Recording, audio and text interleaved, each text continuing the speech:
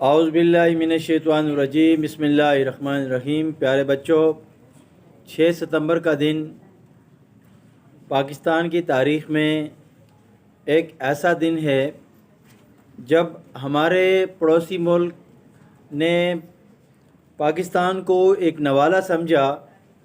اور پاکستان پر حملہ کر دیا تھا اس دن، اور ان کا خیال تھا کہ ہم جو ہے صبح کا ناشتہ جو ہے لاہور کے جم خانہ میں کریں گے، اور اس کے لیے انہوں نے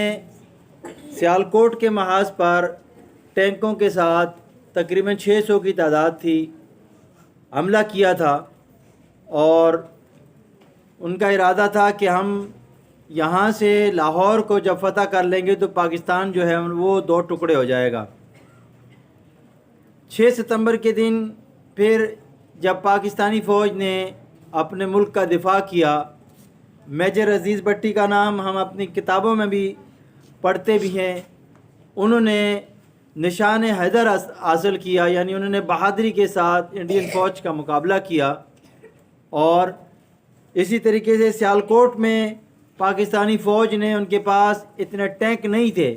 لیکن انہوں نے اپنے جسموں کے ساتھ بم باندھ کر وہاں پر ان کا مقابلہ کیا۔